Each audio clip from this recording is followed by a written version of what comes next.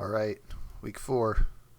I don't have a ton of time to do this, but I'm at least trying to get it in here on Tuesday. So this is before waivers, but I'll be traveling for work the second half of this week. So I at least want to get through this. Big shout out to Scotty for filling in last week with the actually high quality post and analysis.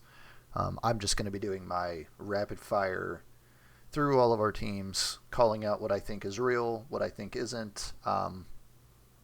Big moves like players breaking out and players dying. So I got my ranks already, but we'll kind of go through the teams first and try not to run this too long. Double check something. Yep. Okay. All right. Let's start from the bottom up. It was cool that some of the teams that haven't been good so far, this felt like a very regression correcting week for a lot of teams, which is unfortunate for me because my team was kind of overperforming a bit. But good for all the teams that were down at the bottom. So I say that we'll start with Logan and Scotty's matchup. Logan's team. So I think, obviously this is a great score for Logan. Happy for him, right? That's great. This is kind of like Logan's team's performing at their peak, in my opinion. Dak has the crazy game, 40 points for the Cowboys this week. That was exciting, but the tie is kind of gross. But yeah, this is what Logan was looking for out of Dak. I'm just scrolling through here. Nico, I don't know. The Texans offense looked competent this week, but they were playing the Titans, so I don't know how much you want to read into that. Again, Drake London kind of this is what you draft him to do, right? This needs to be more consistent. Easily his best game of the year. Kind of the same for Devontae. Sharing a field with Puka. This is kind of what you would hope for on a week in, week out, right? Is 50 to 80 yards, maybe a touchdown. And then Scatterboo, cool that he got the start. 11 points is fine. He has a great week. I don't know how long-term this is going to be, though. It'll depend on how long Tyrone Tracy's out, obviously. Is there anybody on the bench I'm missing? Stephon Diggs was getting some play. Kyle Pitts, maybe this is the breakout year for Kyle Pitts. Who knows? And then R.J. Harvey. I saw there was a J.K. Dobbins had the first 100-yard rushing game for the Broncos in 3 years or something. But even R.J. Harvey came in, and even in garbage time, the Broncos team was just rolling yesterday. So, solid week from Logan. You got to give him his flowers. But I kind of started off saying, this is kind of their team performing at their peak. So I really don't think there's much room to grow. There's not a lot of room for anyone's team to grow at 120 points, but is this maintainable, basically? I don't know. I'm skeptical, right? This team is not jumping to the top of my list or anything, but, solid week. If you can string a few of these together, all you can do is score points, so keep it up. Scotty's team, this is kind of the opposite. I feel like this was kind of a down week for Scotty's team. Still over 110. Caleb did not have a great week, but Bijan doing what you drafted him to do, right? You take the safest, easiest option at the top, and it's paying off.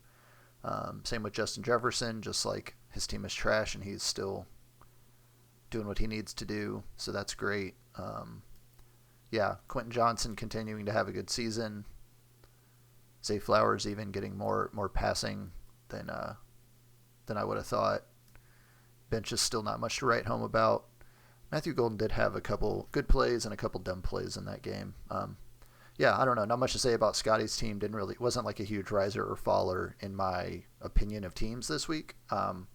Definitely not his best game, but nothing disastrous. So not bad. All right. Then we'll go to Chris and Andrew. So Chris's team definitely regressed a bit in a positive direction, right? His team had not been very good. But he does get the win this week. We'll see how much this carries forward, but it really was on the back of these two guys. Josh Jacobs, what do you have? 3 touchdowns, something like that. 2 touchdowns and 150 yards. Crazy game out of him. Kenny Gainwell, big brain move of the season, maybe, at least as far as like a 1 week fill-in goes. Um, yeah, the rest of the team really not much to write home about. Ladd continues to be, uh, disappointing.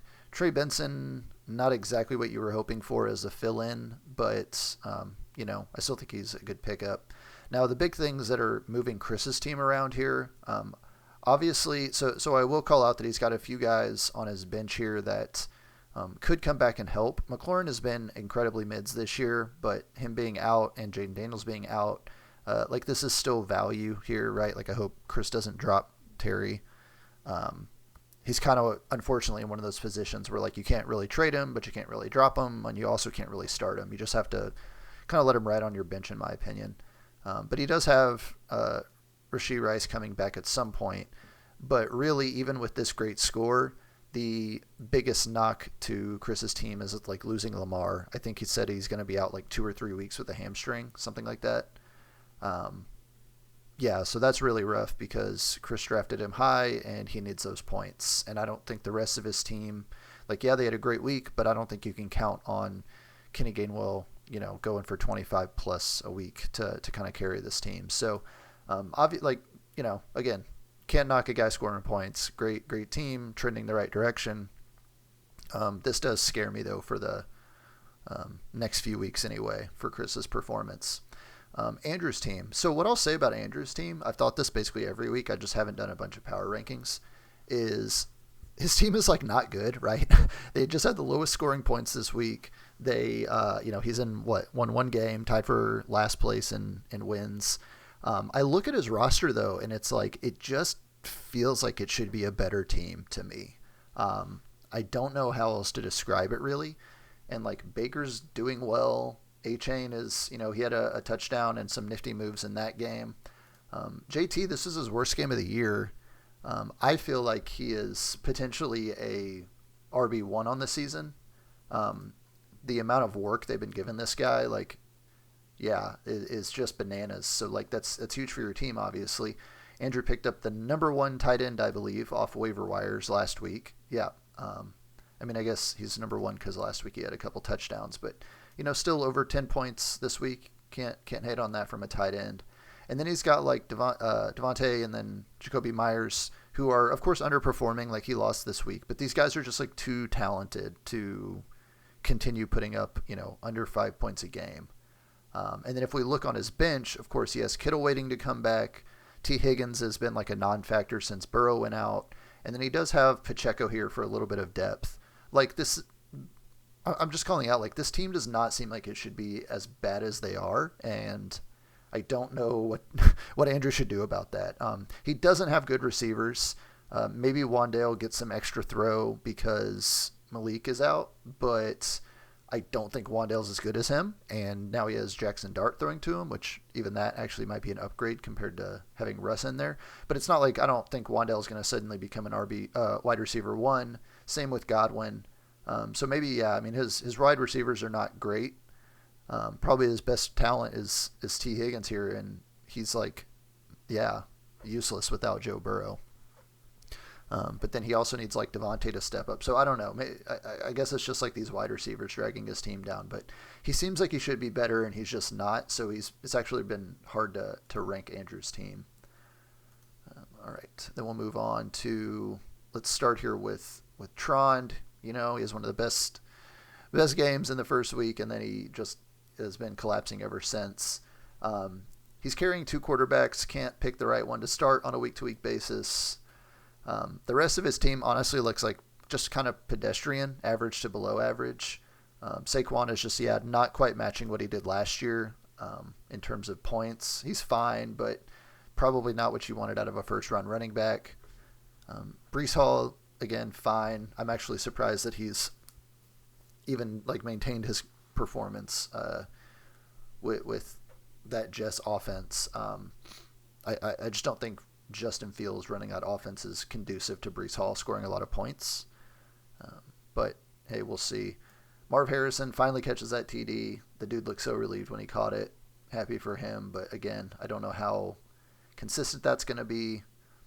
JMO still looks like he's out of sync. and Tron starts 2 tight ends. So that kind of tells you what you need to know about Tron's team.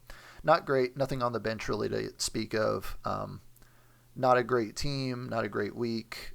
Not a ton of upside unless Saquon and a couple of these receivers turn it on and Brock Bowers' knee miraculously heals up. So, yeah, not much movement there for me either. Caleb's team is better than this. They did get their first win this week. This one's actually kind of tricky for me too because I scroll through his team and it also looks like it should be better than he's been performing. Bo Nix is finally, he regressed in a great way positively. So I don't know if he's going to put this number up every week, but hopefully it's a sign that like he can still run for touchdowns and kind of like do his thing. The things that really, and I guess I'll call out the other big, like Romeo Dobbs, big brain to start him, of course. The things that Caleb's team has going for him that didn't really shine through in this week. One, he has Jalen Warden, who does still own that backfield, although he started him because he wasn't paying attention. So, like in my mind, Caleb's team is better than even this win, right? Because he didn't swap this dude out. Jake Ferguson is another, if it's not Tyler Warren, Jake Ferguson might end the year as tight end 1 just because of how much volume he's getting. He gets ridiculous, like Dak just absolutely loves this guy and he just feeds him balls. So I don't even know if Jake Ferguson is that great, but that's just like been Dak's MO for most of his career, I think. Dalton Schultz got a big fat contract off that type of behavior. So anyway, yeah, good tight end, decent receivers, I guess. But then really like down here on his bench is where Caleb's team is, I say it's hard to rank them. They're 1-3. Even this win wasn't like super convincing, right? Less than 100 points, but he did get the win. He has CD, who's out. Miles Sanders exited early with an ankle thing. I don't know if we know how serious that is. Looks like maybe not that serious. And then Mixon's coming back probably week 7. So he's still got a couple weeks. Like basically he does have some, some firepower on the bench here. So his team is better in terms of like talented players than probably a 1-3 and getting his first win just like in a rock fight ugly matchup here with Trond. But I don't know if it's going to all come together, at the same time, basically, for Caleb to like really push for a playoff spot. Like if he drops even like a couple more games in the next, like if he loses the next 2 out of 3, it really doesn't matter how good CD and Mixon are. Just because he started out 0-3, like this was a huge win for him this week, but he's got like his margin for error is very, very small in my opinion. But like the team does have some talent, so like I said, it's hard to rank Caleb at this point. Let's keep this going. There is no regression in this matchup. This is exactly what I thought was going to happen. Jalen good, Jameer good, Javonte might be the steal of the draft. He's looking great for the Cowboys. McBride good, Odunze good, Pickens elite. Chase Brown is probably the one down spot on this roster. He just has looked very, very mediocre this year without Burrow especially. But like, oh no, now we just have to start Woody Marks, who like comes on as the lead back for the Texans. Obviously a great game for him. Stoked about him in Houston, but I don't know. Like this might be his best game of the year. We do have, obviously Mixon's coming back at some point, and this score was against the Titans. Like, is he going to be able to do this every week? I mean, I sure hope so. I would be pumped about it as a Texans fan, but he could at least be better than Chase Brown in the numbers he's been putting up. And then of course Mike Evans coming back. Travis, spoiler alert, retains the number 1 spot, even with some of these, Mooney putting up nothing for you. Chase Brown kind of like meh, and he's still putting up 125 plus. Got guys coming back. Yeah, I mean, what do you want to say? He's the best team. Now on the flip side, John's team, I was in my initial power rankings, I was right, but for the wrong reasons. I said Mahomes was a reach, and it turns out actually no, he's putting up big boy points, right? Another almost 30-point game. So actually that was a wrong call on my part. But then we all got wrong Derrick Henry. I don't know what's happening with this guy. The age is catching up with him. The fumbleitis is catching up with him. Yeah. I mean, he didn't fumble this week, so that's good. But just very odd. It's going to be hard for John to win games if D. Henney doesn't start performing. Really, that's even like double compounded by the wide receiver situation here. AJ Brown, I saw tweeted out some cryptic message about being unhappy in Philly. Never a good sign. And then Tyreek might, his career might be done after that gruesome knee injury. Did get Worthy back, I guess. Yeah, Tillman also went to IR. Just brutal. Like the team was already kind of like teetering on the edge, and now he's losing probably his best wide receiver. Yeah, just rough. I don't know what John can do to turn it around. But yeah, he's spoiler alert. Neither of these teams are going to be moving much from their existing power ranking positions. Talk about regression. Holy cow. K-Man. It only took 4 weeks. This is the team that he drafted, though, right? Like, this is what he dreamed of when he drafted this team. Daniel Jones goes out and is maybe not going to win the MVP. Hot take. Daniel Jones might not win the MVP. Yeah, we'll see. But then really it's the rest of the team that all stepped up at once to give him this crazy score.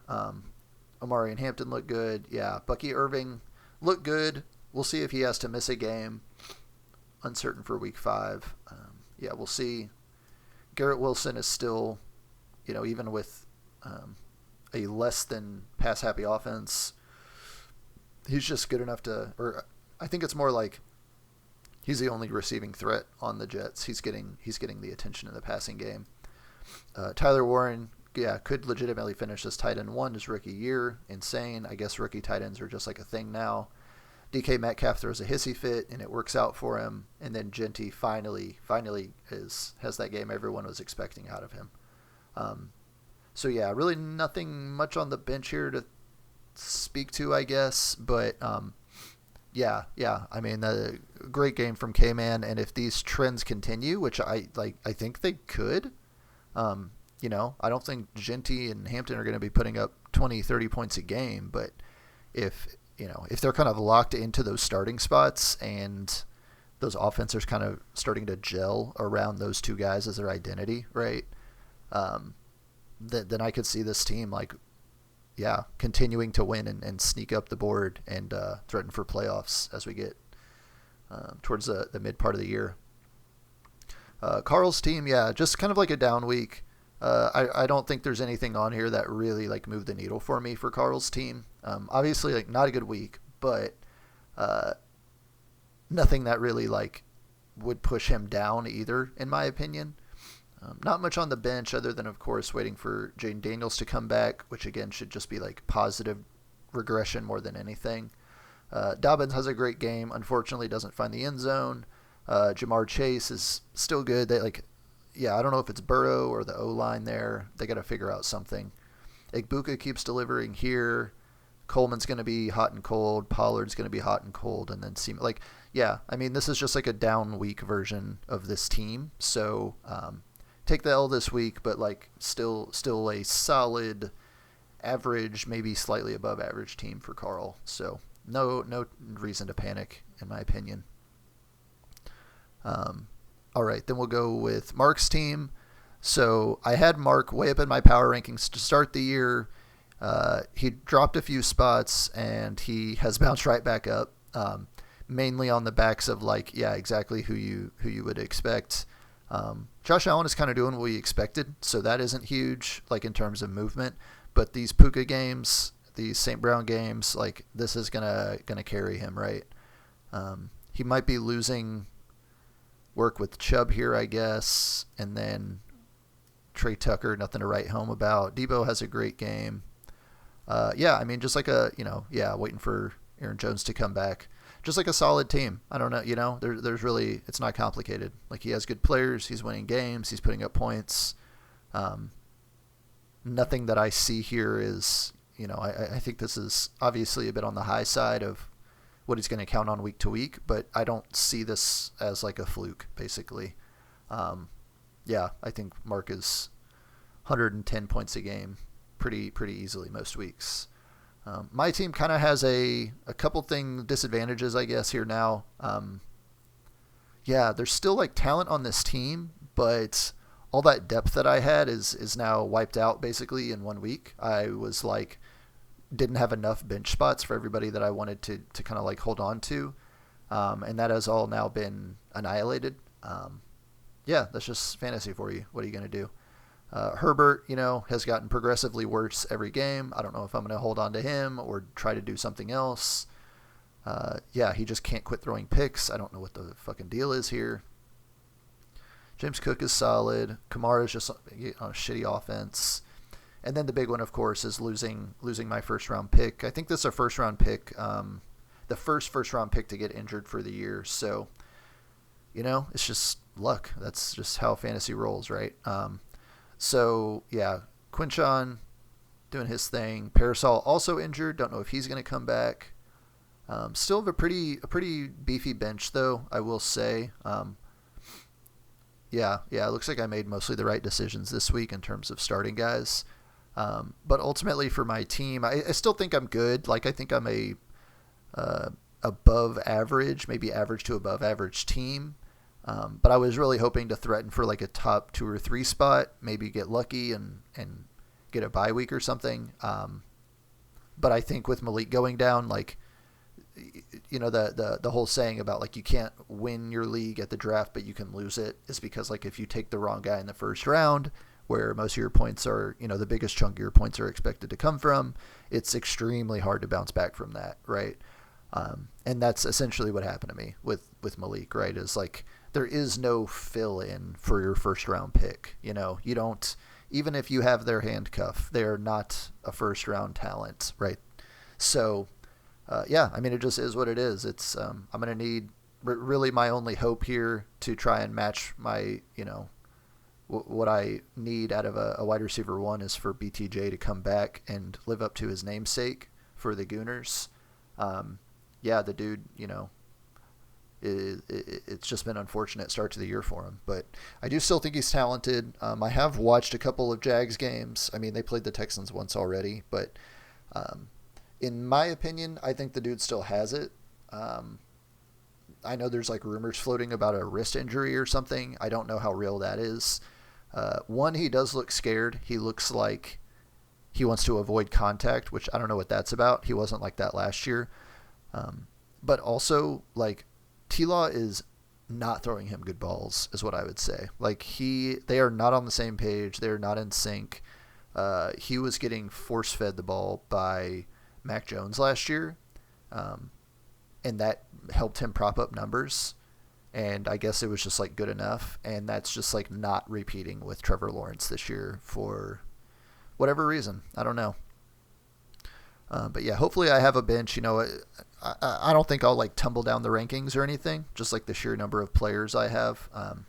Like I think most of my bench could be starters on other teams. So from that perspective, still pretty deep.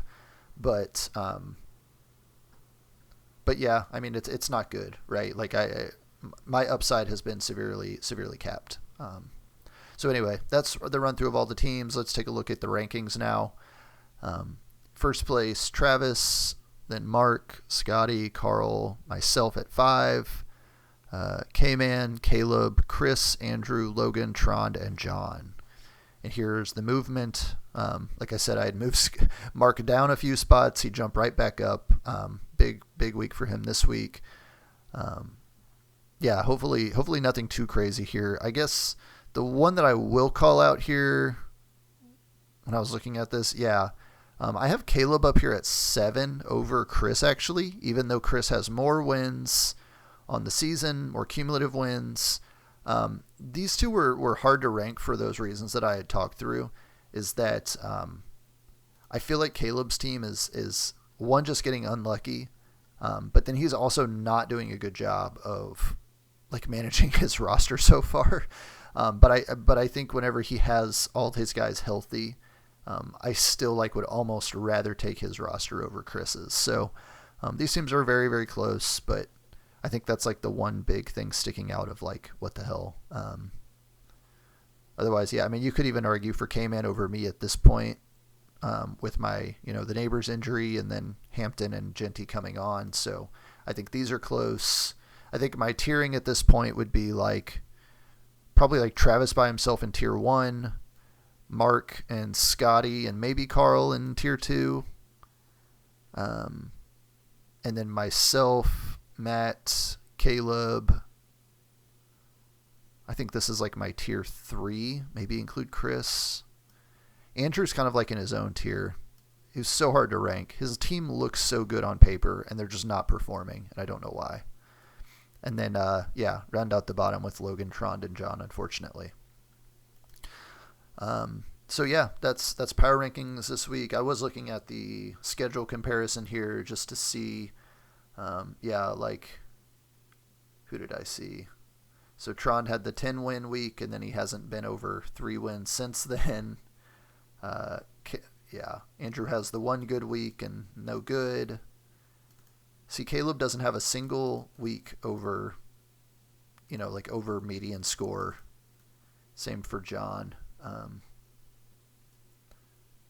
then Travis just, not as good as Andrew last year, but he's putting up top 3, top 4 scores every freaking week. It's crazy. So anyway, that's your week. That's your rankings for week 4. Good luck on waivers. Good luck in week 5. Later.